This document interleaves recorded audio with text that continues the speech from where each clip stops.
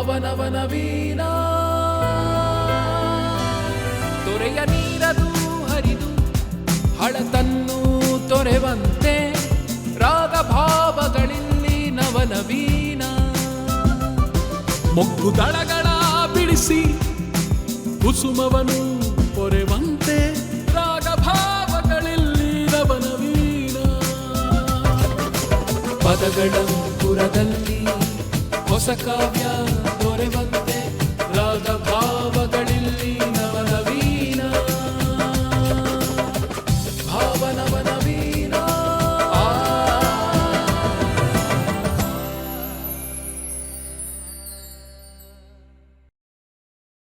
ಎಲ್ಲಿಯೂ ನಿಲ್ಲದಿರು, ಮನೆಯನೆಂದು ಕಟ್ಟದಿರು, ಕೊನೆಯನೆಂದು ಮುಟ್ಟದಿರು, ಓ ಅನಂತವಾಗಿರು, ಓ ನನ್ನ ಚೇತನ ಆಗು ನೀ ಅನಿಕೇತನ.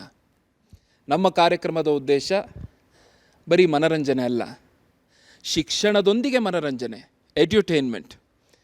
ಸಂಗೀತ ಪ್ರಿಯರಿಗೆ ದೂರದರ್ಶನ ಚಂದನ ವಾಹಿನಿಯ ಭಾವನವನವೀನ ಕಾರ್ಯಕ್ರಮಕ್ಕೆ ಆತ್ಮೀಯವಾದ ಸ್ವಾಗತ ಸುಸ್ವಾಗತ. ನಾನು ನಿಮ್ಮ ಪ್ರದೀಪ್. ನಮಸ್ಕಾರ, ನಾನು ಪ್ರವೀಣ್. ಇಂದಿನ ಸಂಚಿಕೆಯಲ್ಲಿ ಯುಗದ ಕವಿ, ಜಗದ ಕವಿ, ರಸಋಷಿ, ರಾಷ್ಟ್ರಕವಿ ಕುವೆಂಪು ಅವರ ಹಲವಾರು ಮಜಲುಗಳ ವಿವಿಧ ಗೀತೆಗಳನ್ನು ನಾವು ಪ್ರಸ್ತುತಪಡಿಸಲಿದ್ದೇವೆ.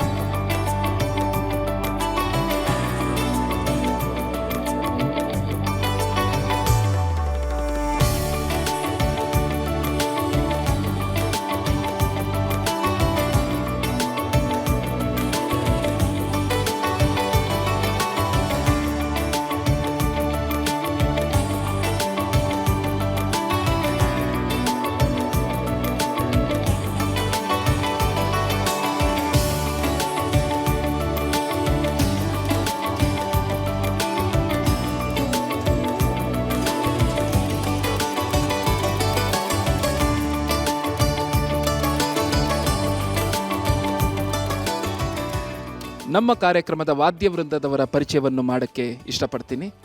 ಕೀಬೋರ್ಡಿನಲ್ಲಿ ನಾಡಿನ ಹಿರಿಯ ಕೀಬೋರ್ಡ್ ವಾದಕರಾದ ನಗರ ಕೃಷ್ಣ ಉಡುಪ, ಗಿಟಾರ್ ವಾದನದಲ್ಲಿ ಸಮರ್ಥ್ ದೇಸಾಯಿ, ಕೊಳಲು ವಾದನದಲ್ಲಿ ಶ್ರೀ ನಿರಂಜನ್ ಹೆಗಡೆ, ತಬಲಾ ವಾದನದಲ್ಲಿ Shri MC Srinivas, rhythm pad ವಾದನದಲ್ಲಿ ಸುಮುಖ್ ರವಿಶಂಕರ್. ರಾಷ್ಟ್ರಕವಿ ಕುವೆಂಪು ಅವರ ಬದುಕು ಮತ್ತು ಅವರ ಕಾವ್ಯದ ಹಲವಾರು ವಿಶ್ಲೇಷಣೆಗಳನ್ನು ನಮಗೆ ನೀಡಲಿಕ್ಕೆ ನಡೆದಾಡುವ ಎನ್ಸೈಕ್ಲೋಪೀಡಿಯಾ ಶಬ್ದಕೋಶ ಡಾಕ್ಟರ್ ನಾ ಸೋಮೇಶ್ವರ್ ಅವರು ನಮ್ಮ ಕಾರ್ಯಕ್ರಮಕ್ಕೆ ಜೊತೆಯಾಗಲಿದ್ದಾರೆ. ಅವರಿಗೂ ಕೂಡ ಆತ್ಮೀಯವಾದ ಸ್ವಾಗತವನ್ನು ಬಯಸ್ತಾ ಇದ್ದೇನೆ. ಹಾಗೆಯೇ ನಮ್ಮೊಂದಿಗೆ ನಾಡಿನ ಸುಪ್ರಸಿದ್ಧ ಗಾಯಕಿ ಶ್ರೀಮತಿ ನಾಗಚಂದ್ರಿಕಾ ಭಟ್ ಅವರು ಇಂದು ಕುವೆಂಪು ಅವರ ಗೀತೆಗಳನ್ನು ಹಾಡಲಿದ್ದಾರೆ. ಅವರಿಗೆ ಆತ್ಮೀಯವಾದ ಸ್ವಾಗತವನ್ನು ಕೋರ್ತಾ ಇದ್ದೀನಿ. ನಾಗಚಂದ್ರಿಕಾ ಅವರೇ, ದಯವಿಟ್ಟು ಬನ್ನಿ.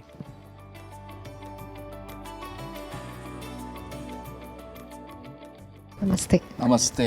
ನಮಸ್ಕಾರ. ನಿಮಗೆ ಆದರದ ಸ್ವಾಗತ. ಧನ್ಯವಾದಗಳು. ನಾಗಚಂದ್ರಿಕಾ ಅವರೇ, ತಮ್ಮ ಒಂದು ಕಿರುಪರಿಚಯ ನಮ್ಮ ವೀಕ್ಷಕರಿಗೆ ಮಾಡಿಕೊಡ್ತೀರಾ? ಈ ನಾಡಿನ ಸಮಸ್ತ ಕಲಾಭಿಮಾನಿಗಳು ಬೆಳೆಸಿದಂಥ ಹಿನ್ನೆಲೆ ಹಾಗೂ ಸುಗಮ ಸಂಗೀತ ಗಾಯಕಿ ನಾಗಚಂದ್ರಿಕಾ ಭಟ್. ಸುಮಾರು 30 ವರ್ಷದಿಂದ ಈ ಗಾಯನ ಕ್ಷೇತ್ರದಲ್ಲಿದ್ದೇನೆ. ಹಲವಾರು ಚಿತ್ರಗಳಿಗೆ ಹಾಡಿದ್ದೇನೆ. ನಂತರ ಸುಗಮ ಸಂಗೀತ ಕ್ಷೇತ್ರದಲ್ಲೂ ನಾನು ಕೆಲಸ ಮಾಡ್ತಾ ಬಂದಿದ್ದೇನೆ. ಭಾವನವನವೀನ ಈ ಸಂಚಿಕೆಯ ಕುವೆಂಪು ಗೀತೆಗಳ ಗಾಯನ ನಿಮ್ಮ ಧ್ವನಿಯಲ್ಲಿ ನಾವು ಕೇಳಲು ಉತ್ಸುಕರಾಗಿದ್ದೇವೆ. ಈಗ ನೀವು ಹಾಡ್ತಾ ಇರುವಂಥ ಗೀತೆ ಯಾವುದು? ನಾನು ಹಾಡುವಂಥ ಗೀತೆ ಅನಂತಸ್ವಾಮಿಯವರ ಸಂಯೋಜನೆ, ದೂರ ಬಹುದೂರ. ಕುವೆಂಪುರವರ ಪ್ರಕೃತಿ ಗೀತೆ ಅಲ್ವಾ ಪ್ರವೀಣ್? ಹೌದು, ಪ್ರಕೃತಿ ಗೀತೆಯಲ್ಲಿ ನಾವು ದೂರ ಬಹುದೂರ ಹೋಗಿ ಎಲ್ಲ ಕಳೆದೋಗ್ಬಿಡೋಣ ಅನ್ನೋಂಥ ಒಂದು ಮೆಸೇಜ್ ಕೊಡುತ್ತೆ. ಬಹಳ ಆ ಪ್ರಕೃತಿಯ ಸೊಬಗನ್ನು ಆನಂದಿಸುವಂಥ ಗೀತೆ ಕೇಳೋಣ. ಕುವೆಂಪು ಅವರು ಪ್ರಕೃತಿ ಆರಾಧಕರು ಅನ್ನೋದರಲ್ಲಿ ಎರಡು ಮಾತೇ ಇಲ್ಲ. ಅವರ ಅನೇಕ ಗೀತೆಗಳಲ್ಲಿ ನಾವು ಪ್ರಕೃತಿ ಜೊತೆಗೆ ಅವರ ತಾದಾತ್ಮ್ಯವನ್ನು ಕಾಣ್ತೇವೆ. ಹಾಗಾಗಿ ಅನೇಕ ಗೀತೆಗಳಲ್ಲಿ ಇದು ಬಹಳ ಪ್ರಸಿದ್ಧ ಗೀತೆ ಅಂತ ನಾನು ಭಾವಿಸ್ತೇನೆ. ಅದನ್ನು ಈಗ ಹಾಡ್ತೇನೆ. ಸ್ಟೇಜಿನ ನಿಮ್ಮದು. ಧನ್ಯವಾದಗಳು.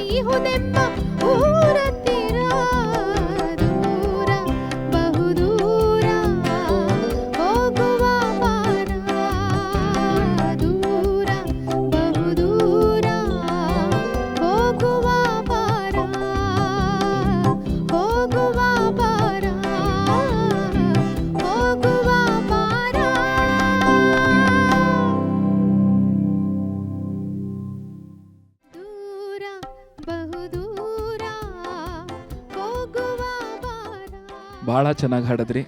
ಧನ್ಯವಾದಗಳು.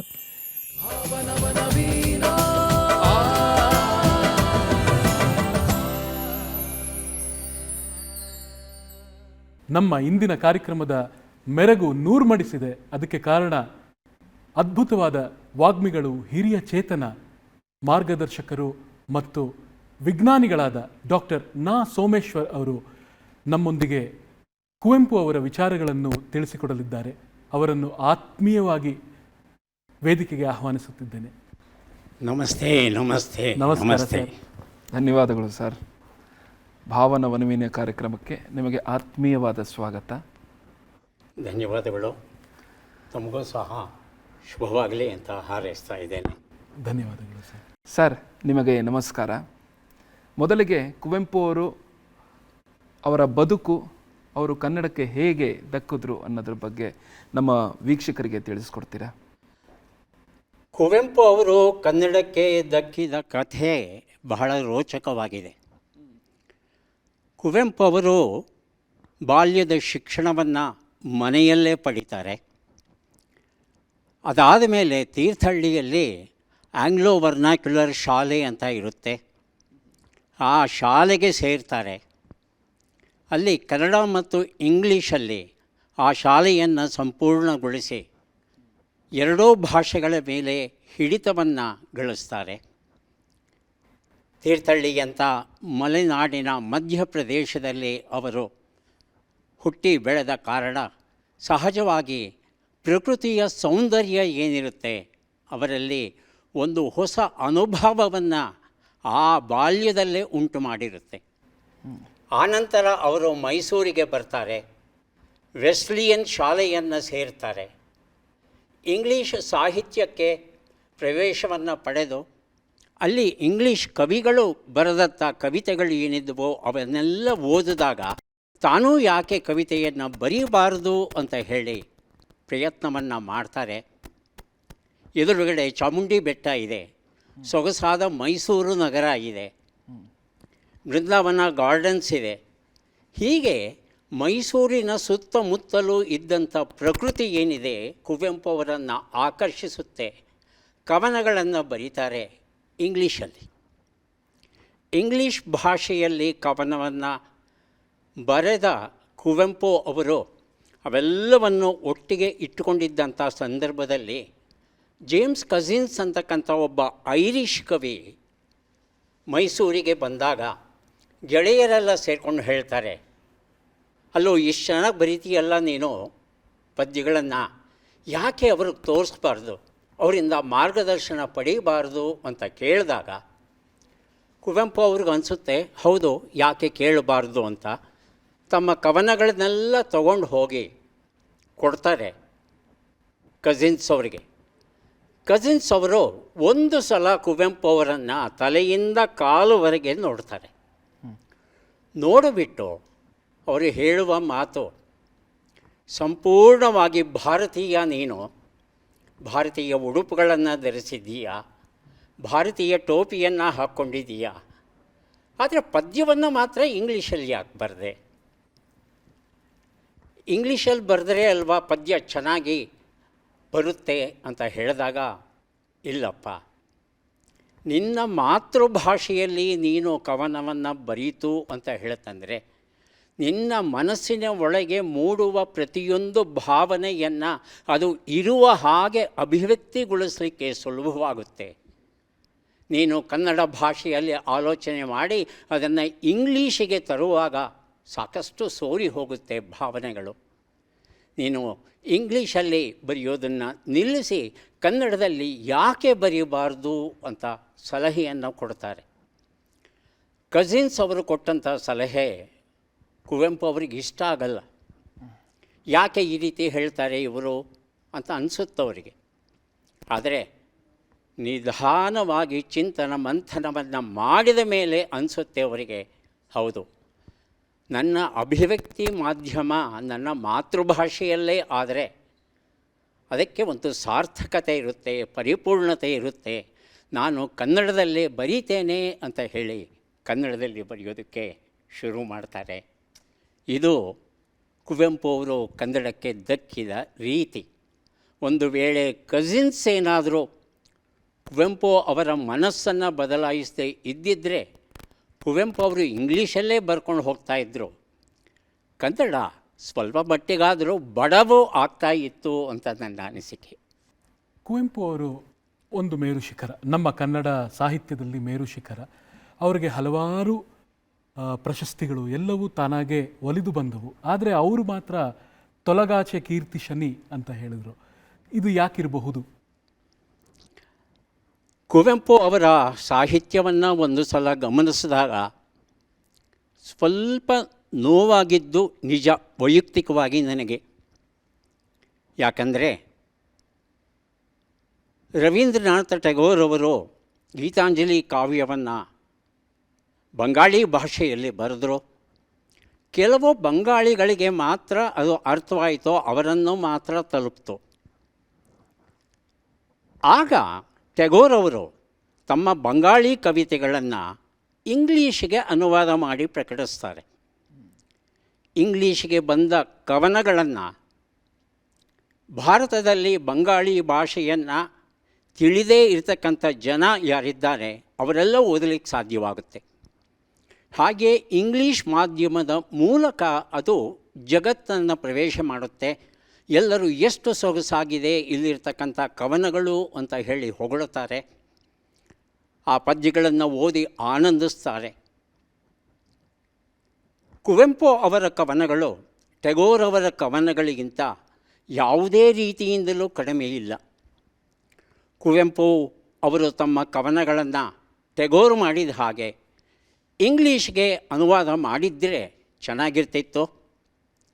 ಆ ಕವನಗಳು ಎಲ್ಲ ಭಾರತೀಯ ಭಾಷೆಗಳಿಗೂ ಸುಲಭವಾಗಿ ತಲುಪ್ತಾ ಇತ್ತು, ಜಾಗತಿಕ ಮಟ್ಟವನ್ನು ಪ್ರವೇಶ ಮಾಡ್ತಾ ಇತ್ತು. ಬಹುಶಃ ಸಾಹಿತ್ಯ ನೊಬೆಲ್ ಪಾರಿತೋಷಕವೂ ಕುವೆಂಪು ಅವರಿಗೆ ಬರ್ತಾಯಿತ್ತು. ಯಾಕೆ ಅವರು ತಮ್ಮ ಕವನಗಳನ್ನು ಇಂಗ್ಲೀಷ್ಗೆ ಅನುವಾದ ಮಾಡಲಿಲ್ಲ? ಯಾಕಂದರೆ ಅನುವಾದ ಮಾಡುವ ಸಾಮರ್ಥ್ಯ ಅವರಿಗೆ ಇತ್ತು. ಯಾಕಂದರೆ ಇಂಗ್ಲೀಷಲ್ಲೇ ಕವನಗಳನ್ನು ಬರೆಯೋಕ್ಕೆ ಆರಂಭಿಸಿದವರು. ಯಾಕೆ ಬರೀಲಿಲ್ಲ ಅಂತ ಯೋಚನೆ ಮಾಡಿದಾಗ ನನಗೆ ಅನ್ನಿಸ್ತು, ಕುವೆಂಪು ಅವರಿಗೆ ಒಂದು ರೀತಿಯಾದ ಋಷಿ ಸದೃಶ ಬದುಕು, ರಸ ಋಷಿ ಅಂತಲೂ ಕರೆದಿದ್ದೇವೆ. ಈ ಐಹಿಕ ಆಮಿಷಗಳು ಏನಿದೆ ಅವುಗಳನ್ನೆಲ್ಲ ಮೀರಿ ಒಂದು ಹೆಜ್ಜೆ ಮುಂದೆ ಹೋದವರು. ಹಾಗಾಗಿ ಎಲ್ಲೋ ಒಂದು ಕಡೆಗೆ ಕೀರ್ತಿ ಶನಿ ತೊಲಗಾಚೆ ಅನ್ನೋದು ಅವರ ಅಭಿಪ್ರಾಯ ಆಗಿರೋ ಕಾರಣ ನನ್ನ ಭಾವನೆಗಳನ್ನು ಕನ್ನಡಿಗರಿಗೆ ತಲುಪಿಸ್ತಾ ಇದ್ದೇನೆ, ಅದನ್ನು ಇಂಗ್ಲೀಷರಿಗೋ ಮತ್ತೊಬ್ಬರಿಗೋ ಯಾಕೆ ತಲುಪಿಸಲಿ ಅನ್ನೋ ಭಾವ ಅವರಲ್ಲಿ ಇತ್ತೋ ಏನೋ ಗೊತ್ತಿಲ್ಲ. ಹಾಗಾಗಿ ಅವರು ತಮ್ಮ ಕೃತಿಗಳನ್ನು ಬೇರೆ ಭಾಷೆಗಳಿಗೆ ಸ್ವತಃ ಅನುವಾದ ಮಾಡಲಿಕ್ಕೆ ಹೋಗಲಿಲ್ಲ. ನಾವೂ ಸಹ ಅನುವಾದ ಮಾಡಲಿಲ್ಲ. ಅವರು ಬರೆದಂಥ ಮಹಾನ್ ಕಾದಂಬರಿಗಳು ಏನಿದೆ ಅದೇನಾದರೂ ಇಂಗ್ಲೀಷಲ್ಲಿ ಅದು ಅನುವಾದ ಆಗಿದ್ದಿದ್ದರೆ ಖಂಡಿತ ನಮಗೆ ನೊಬೆಲ್ ಸಾಹಿತ್ಯ ಪ್ರಶಸ್ತಿ ಬರ್ತಾಯಿತ್ತು. ಆದರೆ ನಾವ್ಯಾರೂ ಆ ಕೆಲಸವನ್ನು ಮಾಡಲಿಲ್ಲ. ಮಾಡಿದ್ರೆ ಬಹಳ ಚೆನ್ನಾಗಿರುತ್ತೆ ಅಂತ ಈಗಲೂ ನನಗೆ ಅನಿಸುತ್ತೆ. ಹಾಗಾಗಿ ಕುವೆಂಪು ಅವರಿಗೆ ತಾವು ಕಂಡಂಥ ಅನುಭವ ಏನಿದೆ ಅದನ್ನು ಒಬ್ಬ ಶ್ರೀಸಾಮಾನ್ಯ ಅನುಭವಿಸಿ ಸುಖಿಸಬೇಕು ಅನ್ನೋ ಒಂದು ಮಹದಾಸೆ ಇತ್ತೇ ಹೊರತು ಹೆಸರು ಬೇಕು, ಹಣ ಮಾಡಬೇಕು ಇತ್ಯಾದಿ ಅವರ ಅಷ್ಟು ಹತ್ತಿರ ಬಂದದ್ದಿಲ್ಲ. ಹಾಗಾಗಿ ಒಂದು ಘಟ್ಟದಲ್ಲಿ ಅವರು ಕೀರ್ತಿಯನ್ನು ಶನಿ ಅಂತ ಹೇಳಿ ನನ್ನ ಪಥಕ್ಕೆ ನೀನು ಅಡ್ಡವಾಗಿ ನಿಲ್ತಾ ಇದ್ದೀಯಾ ಅಂತ ಭಾವಿಸಿ ತೊಲಗಾಚೆ ಅನ್ನೋ ಒಂದು ಮಾತನ್ನು ಹೇಳ್ತಾರೆ ಕುವೆಂಪು ಅವರು.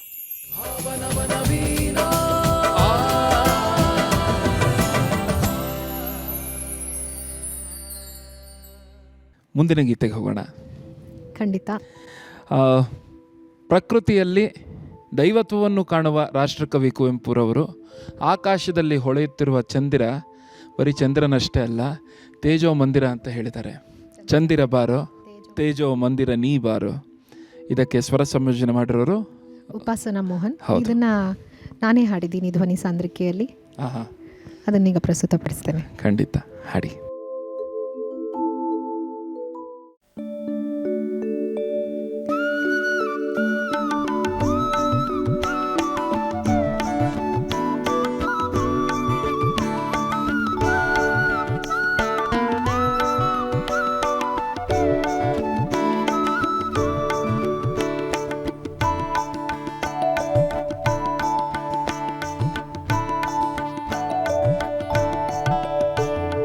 ಚಂದಿರ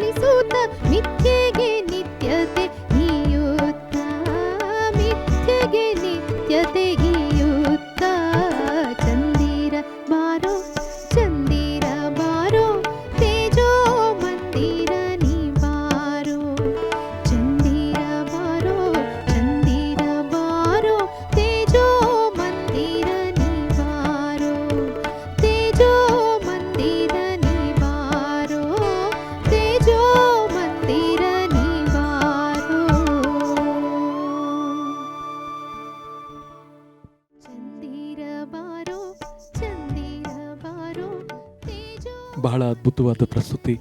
ಉಪಾಸನಾ ಮೋಹನ್ ಅವರ ಸಂಯೋಜನೆ ಕೂಡ ಬಹಳ ಚೆನ್ನಾಗಿ ಮಾಡಿದ್ದಾರೆ. ಚಂದಿರ ಬಾರೋ ತೇಜೋ ಮಂದಿರ ನೀ ಬಾರೋ. ಇದು ಚಂದ್ರನ ಕುರಿತಾಗಿ ನಾವು ಕವನಗಳು ಬಹಳಷ್ಟು ಕೇಳ್ತೀವಿ. ಕುವೆಂಪು ಅವ್ರದ್ದು ಅದೊಂದು ವಿಶೇಷತೆ. ನಾನು ಮೊದಲಿಗೆ ನಿರೂಪಣೆಯಲ್ಲೂ ಹೇಳಿದೆ, ಪ್ರಕೃತಿ ಗೀತೆಗಳನ್ನ ಅವರ ಒಂದು ಕವನಗಳಲ್ಲಿ ಬಹಳಷ್ಟು ನಾವು ಕಾಣ್ತೇವೆ.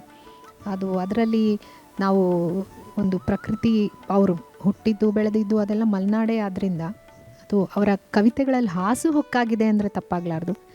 ಸೂರ್ಯನಿಂದ ಹಿಡಿದು ಚಂದ್ರನವರೆಗೂ ಅವರ ಕವಿತೆಗಳು, ಅಂದರೆ ಬೆಳಗಿಂದ ರಾತ್ರಿಯವರೆಗೂ ನಾವು ಕಾಣ್ತಾನೆ ಇರ್ತೇವೆ. ಇದು ಚಂದ್ರನ ಕುರಿತಾಗಿರುವಂಥ ಅವರ ಒಂದು ಅದ್ಭುತ ಕವಿತೆ. ಖಂಡಿತ ಹೌದು.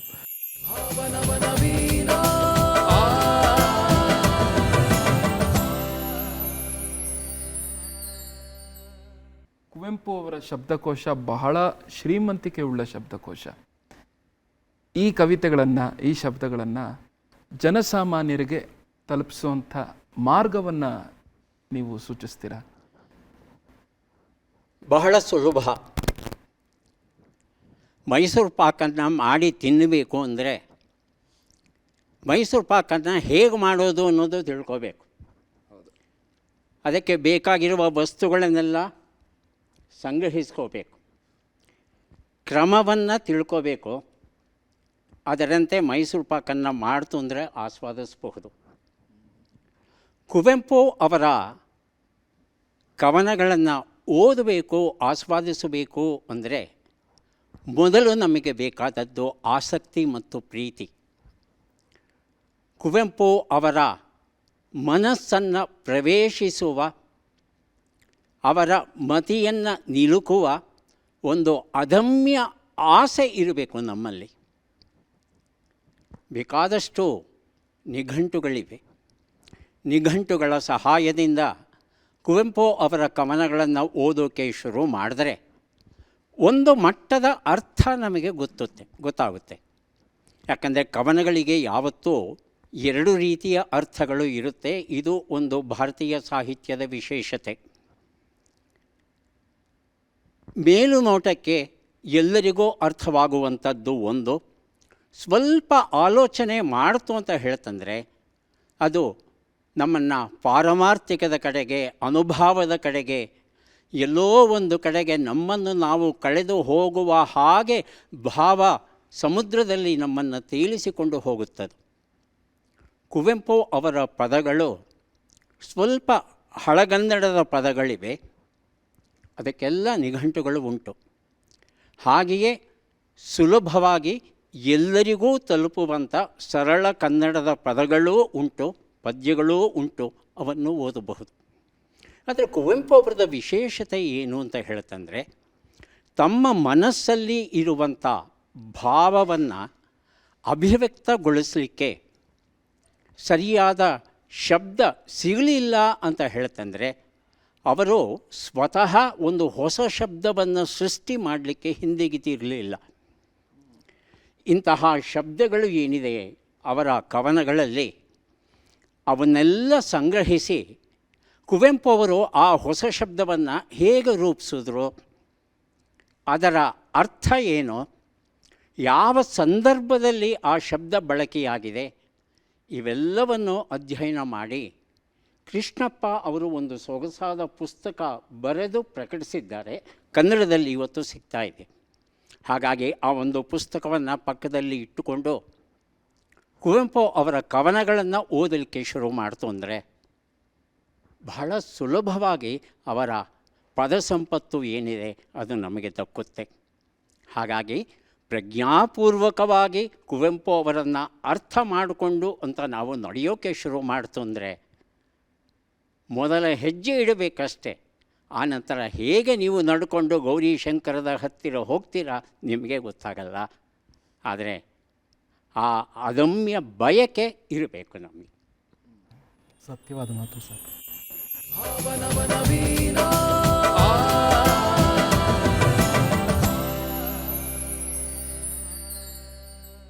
ಮುಂದಿನ ಗೀತೆ ಅದು ಕೂಡ ಒಂದು ರೀತಿ ಪ್ರಕೃತಿಗೆ ಸಂಬಂಧಪಟ್ಟಂಥ ಸಾಲುಗಳು ಕೂಡ ಅದರಲ್ಲೂ ಇದೆ. ಹುಲಿಯನುಳಿದು ಕಗಗಳು, ಮೇವ ತೊರೆದು ಮಿಗಗಳು, ಕೊಳಲ ಕೇಳಿ ಮುದವ ತಾಳಿ ಮೈಯ ಮರೆತಿವೆ, ಕುಣಿಯುವಂತೆ ಮತ್ತ ಶಿಖಿ. ಮೈಸೂರು ಅನಂತಸ್ವಾಮಿ ಅವರ ಸ್ವರ ಸಂಯೋಜನೆಯ ಗೀತೆ. ಹೌದು. ಹಾಡಿ.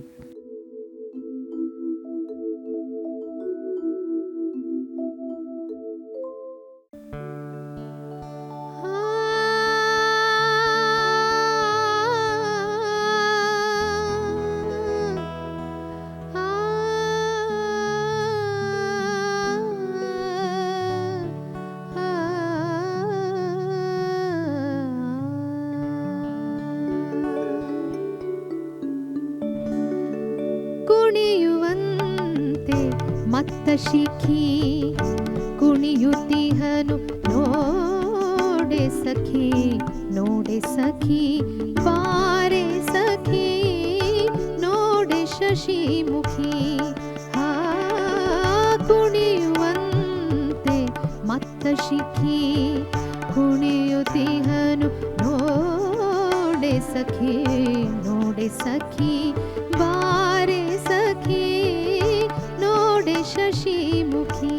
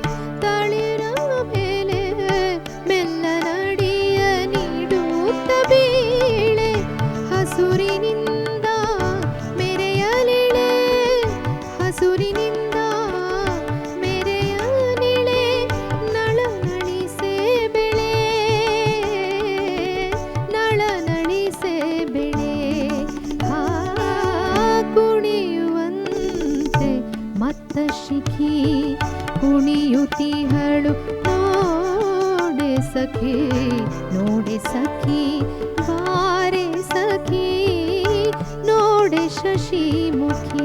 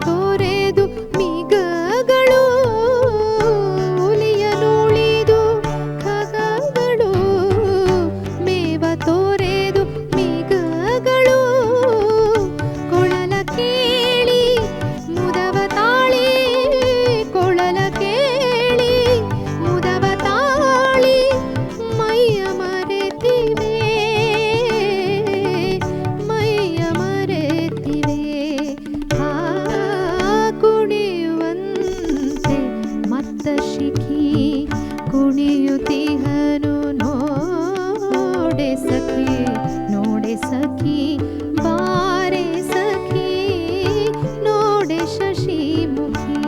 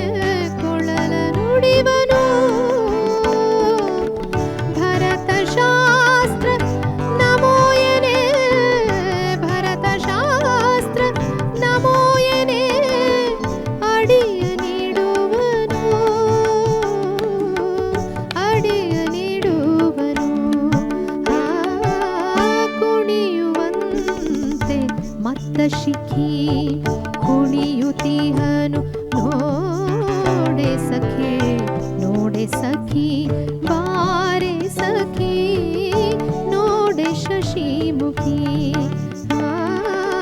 ಕುಣಿಯುವಂತೆ ಮತ್ತ ಶಿಖಿ ಕುಣಿಯುತ್ತಿಹನು ನೋಡೆ ಸಖಿ ಬಾರೆ ಸಖಿ ನೋಡೆ ಶಶಿಮುಖಿ ಕುಣಿಯುವಂತೆ ಮತ್ತ ಶಿಖಿ ಕುಣಿಯುವಂತೆ ಮತ್ತ ಶಿಖಿ ಕುಣಿಯುವಂತೆ ಮತ್ತ ಶಿಖಿ ಕುಣಿಯುವಂತೆ ಮತ್ತ ಶಿಖಿ. ತುಂಬ ಚೆನ್ನಾಗಿ ಹಾಡಿದ್ರಿ. ಧನ್ಯವಾದಗಳು. ಇದರದ್ದು ಇನ್ನೊಂದು ರಾಗ ಕೇಳಿದ್ದೆ. ಹಾಂ ಹಾಂ ಇವತ್ತು ಹಳೇ ಮೊದಲು ಕೇಳಿದ ರಾಗನ ಇವತ್ತು ಮತ್ತೆ ಕೇಳೋ ಹಂಗಾಯ್ತು. ಧನ್ಯವಾದಗಳು. ಇದು ಈ ಗೀತೆಯನ್ನು ಬಹಳಷ್ಟು ಜನ ಕಂಪೋಸ್ ಮಾಡಿದ್ದಾರೆ. ನಮ್ಮ ನಾಡಿನ ಲೆಜೆಂಡ್ರಿ ಸಿಂಗರ್ ಅಂತಲೇ ಹೇಳ್ಬೋದು. HR ಲೀಲಾವತಿ ಅವರು ಹಾಡಿದ್ದಾರೆ. ಇವತ್ತು ನಾನು ಮೈಸೂರು ಅನಂತ ಸ್ವಾಮಿ ಅವರ ಸಂಯೋಜನೆಯನ್ನು ಪ್ರಸ್ತುತಪಡಿಸಿದೆ. ಹೌದು, ಬಹಳ ದಿನಗಳಾದಮೇಲೆ ಈ ರಾಗ ಮತ್ತೆ ಕೇಳಿದ್ದು. ಮುಂದಿನ ಗೀತೆ ರವಿಗಿಲ್ಲದ ಭಯ, ಶಶಿಗಿಲ್ಲದ ಭಯ, ತಾರಾ ನಿವಹಕ್ಕೆ ಇರದ ಭಯ, ನಿನಗೇತಕ್ಕೆ ಬಿಡು ಅಣು ಶ್ರದ್ಧೆಯ ನೀಡು, ನಿನ್ನನೆ ನೈವೇದ್ಯವ ನೀಡು. ಮಮತೆಯ ಬಿಡು ಹೇ ಮೂಢಮನ ಅಂತ ಹೇಳಿರೋಂಥ ಗೀತೆ. ತೇನವಿನ ಸ್ವರ ಸಂಯೋಜನೆ ಮತ್ತು ಶ್ರೀ ಮೈಸೂರು ಅನಂತಸ್ವಾಮಿ, ನಾಗಚಂದ್ರಿಕಾ ಅವರ ಧ್ವನಿಯಲ್ಲಿ. ಧನ್ಯವಾದ. ಹಾಡಿ.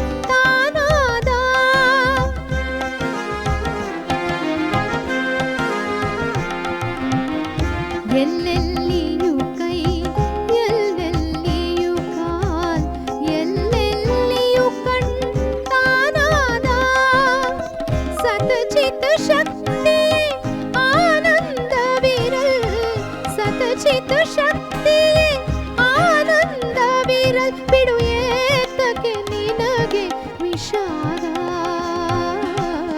ತೇನ ವಿನಾ ತೃಣಮಪಿ ನ ಚಲತಿ ತೇನ ವಿನಾ ಮಮತೆಯ ಬಿಡು ಹೇ ಮೂಢಮನ ತೇನ ವಿನಾ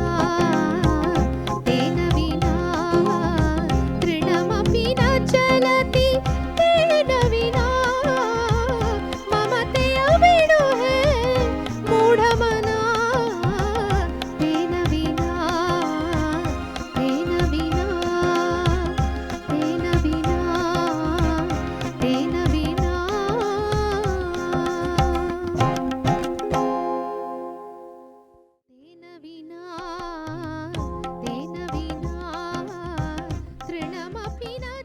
ಸತ್ ಚಿತ್ ಶಕ್ತಿಯ ಆನಂದವಿರಲ್ ಬಿಡು ಏತಕ್ಕೆ ನಿನಗೆ ವಿಷಾದ.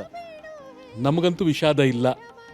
ಈ ಹಾಡನ್ನು ಕೇಳಿ ಒಂದು ಆನಂದದ ಸ್ಥಿತಿಯಲ್ಲಿ ನಾವು ತೇಲಿ ಹೋಗಿದ್ದೇವೆ ಕೂಡ. ಅಷ್ಟು ಚೆನ್ನಾಗಿದೆ ಈ ಹಾಡು.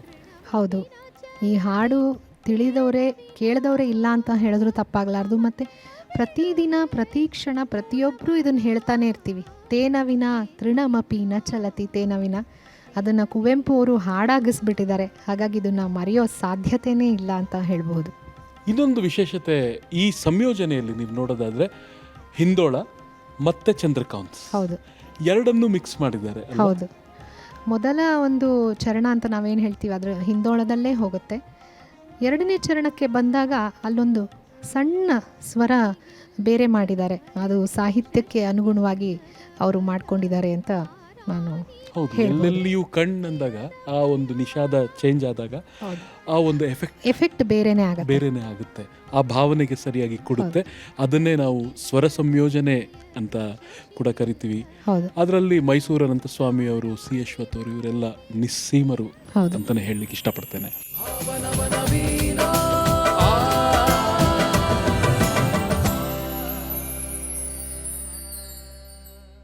ಸರ್, ಶಿವ ಕಾಣದೆ ಕವಿ ಕುರುಡನು, ಶಿವ ಕಾವ್ಯದ ಕಣ್ಣು ಅಂತ ಹೇಳಿದವರು ಕುವೆಂಪು. ಯಾಕೆ ಸರ್? ಮೇಲು ನೋಟಕ್ಕೆ ನೀವು ಕುವೆಂಪು ಅವರನ್ನು ನೋಡ್ತು ಅಂದರೆ ಅವರಲ್ಲಿ ಅನೇಕ ವೈರುಧ್ಯಗಳು ಕಾಣುತ್ತೆ ಅಂತ ಅನ್ನಿಸ್ಬಹುದು. ಹಾಗೆ ಅನ್ನಿಸೋದಕ್ಕೆ ನಮ್ಮ ಸೀಮಿತ ತಿಳುವಳಿಕೆಯೇ ಕಾರಣ. ಆ ತಿಳಿವು ಸಹ ಹೇಳೋದು ಆತ್ಮ ಪರಮಾತ್ಮ. ಈ ಆತ್ಮ ಪರಮಾತ್ಮ ಅನ್ನೋದನ್ನು ಬಹಳ ಸುಂದರವಾಗಿ ವರ್ಣಿಸ್ತಾರೆ. ಈ ಆತ್ಮ ಅನ್ನೋದು ಕರು, ಪರಮಾತ್ಮ ಅನ್ನೋದು ಹಸು. ಈ ತಾಯಿ ಹಸು ಈ ಕರು ಪ್ರತ್ಯೇಕ ಮಾಡಿಬಿಟ್ಟಿದ್ದಾರೆ. ಕರುವನ್ನು ಬಂಧನ, ಸಾಂಸಾರಿಕ ಬಂಧನ ಅನ್ನೋ ಹಗ್ಗದಿಂದ ಕಟ್ಟಿ ಹಾಕಿಬಿಟ್ಟಿದ್ದಾರೆ. ಕರು ಕೂಗ್ತಾ ಇದೆ ಅಂಬಾ ಅಂಬಾ, ಅಮ್ಮನ ಹತ್ತಿರ ಹೋಗಬೇಕು ಅಂತ. ಆದರೆ ಹಗ್ಗ ಒಂದು ಕಟ್ಟಿದೆ. ಆ ಹಗ್ಗವನ್ನು ತುಂಡರಿಸಿಕೊಂಡ್ರೆ ನೇರವಾಗಿ ಅಮ್ಮನನ್ನು ಹೋಗಿ ಭೇಟಿಯಾಗಬಹುದು ಆ ಕರು. ಹಾಗೆಯೇ ಈ ಆತ್ಮ ಅನ್ನೋದು ಈ ದೇಹದಲ್ಲಿ ಬಂಧನವಾಗಿದೆಯಲ್ಲ, ಈ ಆತ್ಮವನ್ನು ಪರಿಪಕ್ವಗೊಳಿಸಿದರೆ ಅದು ನೇರವಾಗಿ ಆ ಪರಮಾತ್ಮನನ್ನು ತಲುಪುತ್ತೆ. ಆ ಪರಮಾತ್ಮನನ್ನು ಅರ್ಥ ಮಾಡಿಕೊಳ್ಳಿಕ್ಕೆ ಸಾಧ್ಯವಾಗುತ್ತೆ ಅನ್ನೋ ನಿಲುವು ಕುವೆಂಪು ಅವರದಿತ್ತು. ಅವರ ಮನಸ್ಸಲ್ಲಿ ಇವೆಲ್ಲ ಇಟ್ಟುಕೊಂಡು ಅವರು ತಮ್ಮ ಪಾಡಿಗೆ ತಮ್ಮ ಕೆಲಸವನ್ನು ತಾವು ಮಾಡ್ಕೊಂಡು ಹೋಗ್ತಾಯಿದ್ರು. ಹೀಗೇ ಮಾಡಿ ಹಾಗೇ ಮಾಡಿ ಅಂತ ಒತ್ತಡವನ್ನು ಅವರು ಹಾಕ್ತಾ ಇರಲಿಲ್ಲ. ಹಾಗಾಗಿ ಒಬ್ಬ ಕವಿಯಾದವನಿಗೆ ಈ ಒಳಗಣ್ಣು ಇಳದೆ ಹೋಯಿತು ಅಂದರೆ ಆತ ಸೃಷ್ಟಿ ಮಾಡಲಾರ. ಕವಿನೂ ಸಹ ಒಂದು ಲೆಕ್ಕದಲ್ಲಿ ಬ್ರಹ್ಮನೇ, ಅನುಮಾನವೇ ಇಲ್ಲ. ನಾವು ಯಾರೂ ಕಾಣದೇ ಇರುವಂಥ ಒಂದು ಅದ್ಭುತವಾದ ಚಿತ್ರಣವನ್ನು ನಮಗೆ ಕೊಡ್ತಾನೆ ಒಬ್ಬ ಕವಿ. ಆ ಕವಿ ಕೊಟ್ಟಂಥ ಚಿತ್ರಣವನ್ನು ನಾವು ಆಸ್ವಾದಿಸಿದರೆ ನಾವು ಸಹ ಕವಿಯ ಪ್ರತಿರೂಪ ಆಗ್ತೇವೆ. ಕವಿಯ ಮನಸ್ಸಲ್ಲಿ ಇರುವಂಥದ್ದು ನಮ್ಮ ಮನಸ್ಸಲ್ಲಿ ಮೂಡಿ ನಾವು ಪ್ರತಿಕವಿ ಮಟ್ಟಕ್ಕೆ ಏರ್ತೇವೆ ನಾವು. ಹಾಗಾಗಿ ಕವಿ ಆದವನಿಗೆ ಒಳಗಣ್ಣು ಇಲ್ಲದೇ ಇದ್ದರೆ ಆತ ಸಾಹಿತ್ಯವನ್ನು ಸೃಜಿಸಲಿಕ್ಕೆ ಸಾಧ್ಯವಿಲ್ಲ ಅನ್ನೋದು ಕುವೆಂಪು ಅವರ ನಿಲುವು ಆಗಿತ್ತು. ಇದು ಅವರ ಅನೇಕ ಕವನಗಳಲ್ಲಿ ಇದು ಪ್ರಕಟವಾಗಿದೆ. ಧನ್ಯವಾದಗಳು ಸರ್. ಇದುವರೆಗೂ ನಮಗೆ ಬಹಳಷ್ಟು ವಿಷಯಗಳನ್ನು ತಿಳಿಸ್ಕೊಟ್ರಿ. ಈ ಕಾರ್ಯಕ್ರಮಕ್ಕೆ ನೀವೊಂದು ಭೂಷಣ ಅಂತಲೇ ಹೇಳ್ಬೋದು. ಈ ಸಂಚಿಕೆಗೆ ನೀವು ಬಂದಿದ್ದಕ್ಕೆ ಭಾವನವನುವಿನ ಕಾರ್ಯಕ್ರಮದಿಂದ, ದೂರದರ್ಶನದ ವತಿಯಿಂದ, ನಮ್ಮೆಲ್ಲ ಪ್ರೇಕ್ಷಕರ ವತಿಯಿಂದ ನಿಮಗೆ ಅನಂತಾನಂತ ಧನ್ಯವಾದಗಳು ಸರ್. ಇಂತಹ ಅದ್ಭುತ ಕಾರ್ಯಕ್ರಮದ ಪರಿಕಲ್ಪನೆಯನ್ನು ಕಂಡು ಅದನ್ನು ಕಾರ್ಯರೂಪಕ್ಕೆ ತಂದಂಥ ಪ್ರತಿಯೊಬ್ಬರನ್ನು ಹೃತ್ಪೂರ್ವಕವಾಗಿ ಅಭಿನಂದಿಸ್ತಾ ಇದ್ದೇನೆ. ಕವಿಗಳನ್ನು ಪರಿಚಯ ಮಾಡಿಕೊಡೋದ್ರ ಜೊತೆಗೆ ಅವರ ಕವನಗಳನ್ನು, ಆ ಕವನಗಳಲ್ಲಿ ಇರುವ ಸ್ವಾರಸ್ಯವನ್ನು ಹೃದಯಕ್ಕೆ ತಟ್ಟುವ ಹಾಗೆ ಹಾಡ್ತಾ ಇದ್ದೀರಲ್ಲ ತಾವು, ತಮಗೂ ತಮ್ಮ ಸಂಪೂರ್ಣ ತಂಡಕ್ಕೆ, ಯಾಕಂದರೆ ವಾದ್ಯಗಳೂ ಸಹ ಭಾವನೆಗಳನ್ನು ಸಮರ್ಥವಾಗಿ ಮೀಟಬಲ್ಲವು. ನನ್ನನ್ನು ಕರೆಸಿದ್ದಕ್ಕೆ ತಮಗೆಲ್ಲ ಕೃತಜ್ಞತೆಗಳನ್ನು ಸಲ್ಲಿಸ್ತಾ ಮತ್ತೆ ಭೇಟಿಯಾಗೋಣ. ನಮಸ್ಕಾರ. ನಮಸ್ಕಾರ. ಧನ್ಯವಾದಗಳು ಸರ್.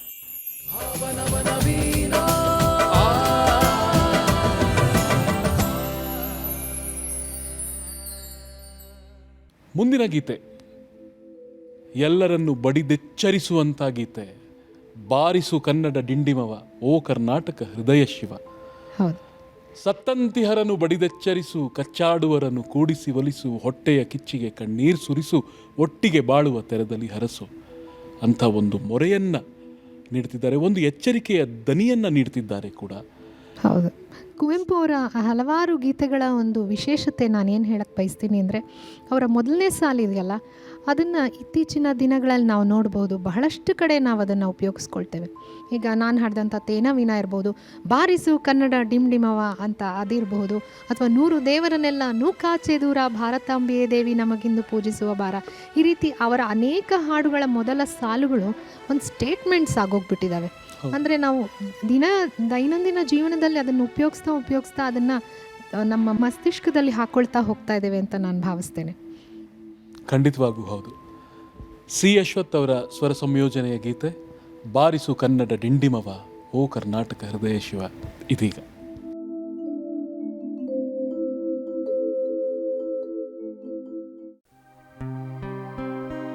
ಬಾರಿಸು ಕನ್ನಡ ಡಿಂಡಿಮವ, ಓ ಕರ್ನಾಟಕ ಹೃದಯ ಶಿವ. ಬಾರಿಸು ಕನ್ನಡ ಡಿಂಡಿಮವ, ಬಾರಿಸು ಕನ್ನಡ ಡಿಂಡಿಮವ, ಬಾರಿಸು ಕನ್ನಡ ಡಿಂಡಿಮವ, ಓ ಕರ್ನಾಟಕ ಹೃದಯ ಶಿವ. ಬಾರಿಸು ಕನ್ನಡ ಡಿಂಡಿಮವ, ಬಾರಿಸು ಕನ್ನಡ ಡಿಂಡಿಮವ, ಓ ಕರ್ನಾಟಕ ಹೃದಯ ಶಿವ. ಬಾರಿಸು ಕನ್ನಡ ಡಿಂಡಿಮವ.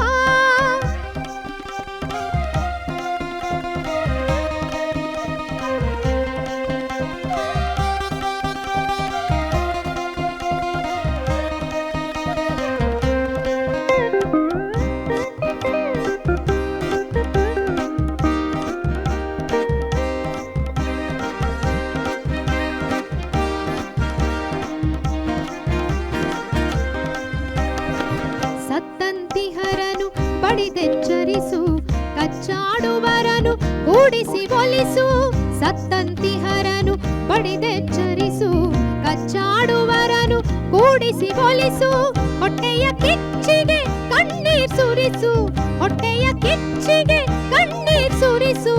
ಒಟ್ಟಿಗೆ ಬಾಳುವ ತೆರದಲ್ಲಿ ಹರಸು, ಒಟ್ಟಿಗೆ ಬಾಳುವ ತೆರದಲ್ಲಿ ಹರಸು. ಬಾರಿಸು ಕನ್ನಡ ಡಿಂಡಿಮವ, ಓ ಕರ್ನಾಟಕ ಹೃದಯ ಶಿವ. ಬಾರಿಸು ಕನ್ನಡ ಡಿಂಡಿಮವ.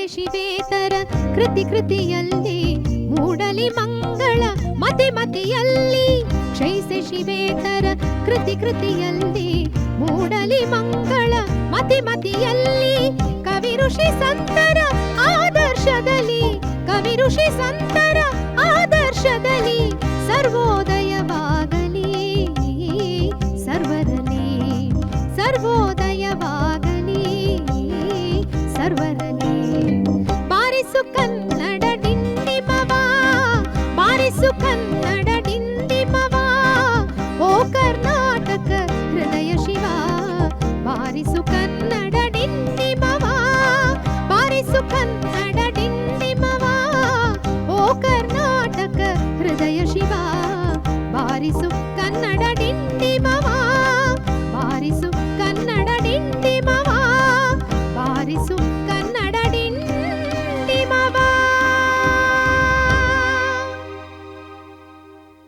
ಬಾರಿಸು ಕನ್ನಡ ಡಿಂಡಿಮವ ಬಾರಿಸು ಕನ್ನಡ ಡಿಂಡಿಮವ ಓ ಕರ್ನಾಟಕ ಬಾರಿಸು ಕನ್ನಡ ಡಿಂಡಿಮವ.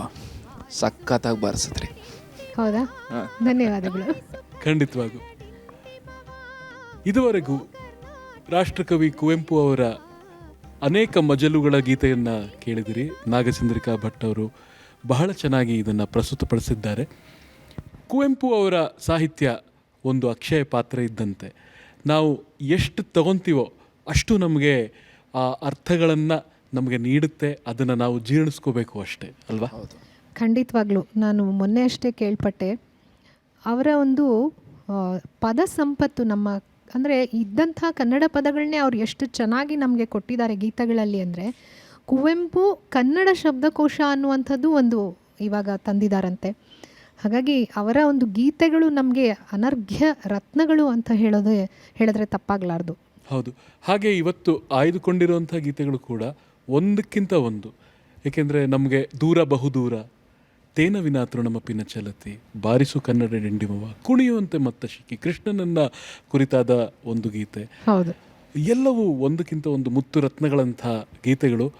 ಮುಂದಿನ ಪೀಳಿಗೆಯವರು ಸಾಕಷ್ಟು ಈ ಗೀತೆಗಳನ್ನು ಕೇಳಿ ಹಾಗೆ ಅಭ್ಯಾಸವನ್ನು ಮಾಡಿ ಪ್ರಸ್ತುತಪಡಿಸಬೇಕು ಅನ್ನೋದು ನಮ್ಮ ಹಂಬಲ.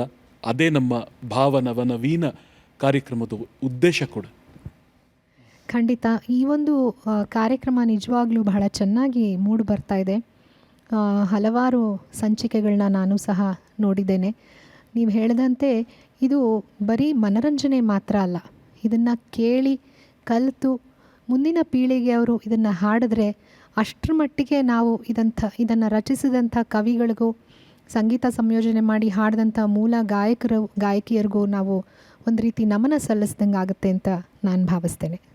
ನಾಗಚಂದ್ರಿಕಾ ಅವರೇ, ನಿಮ್ಮ ಅತ್ಯಮೂಲ್ಯವಾದ ಸಮಯವನ್ನು ಈ ಕಾರ್ಯಕ್ರಮಕ್ಕಾಗಿ ನೀವು ಮೀಸಲಿಟ್ಟಿದ್ದೀರಿ. ನಿಮಗೆ ಅನಂತಾನಂತ ಧನ್ಯವಾದಗಳು. ಧನ್ಯವಾದಗಳು. ಹಾಗೆ ನಮ್ಮ ವಾದ್ಯ ವೃಂದದವರಿಗೂ ಧನ್ಯವಾದಗಳು. ಹಾಗೂ ಹಲವಾರು ವಿಷಯಗಳನ್ನು ನಮಗೆ ತಿಳಿಸಿಕೊಟ್ಟ ಡಾಕ್ಟರ್ ನಾ ಸೋಮೇಶ್ವರ್ ಅವರಿಗೆ ಅನಂತಾನಂತ ಧನ್ಯವಾದಗಳು. ಕಾರ್ಯಕ್ರಮವನ್ನು ವೀಕ್ಷಿಸಿದ ತಮಗೂ ಧನ್ಯವಾದಗಳನ್ನು ಹೇಳುತ್ತಾ ನಾವು ಈ ಸಂಚಿಕೆಯನ್ನು ಇಲ್ಲಿ ಪೂರ್ಣಗೊಳಿಸ್ತಾ ಇದ್ದೀವಿ. ನಮಸ್ಕಾರ. ಭಾವನವನವೀನ ತೊರೆಯ ನೀರದು ಹರಿದು ಹಳತನ್ನು ತೊರೆವಂತೆ ರಾಗ ಭಾವಗಳಿಲ್ಲಿ ನವನವೀನ. ಮೊಗ್ಗು ದಳಗಳ ಬಿಡಿಸಿ ಕುಸುಮವನು ಪೊರೆವಂತೆ ರಾಗ ಭಾವಗಳಿಲ್ಲಿ ನವನವೀನ. ಪದಗಳ ಪುರದಲ್ಲಿ ಹೊಸ ಕಾವ್ಯ ದೊರೆವಂತೆ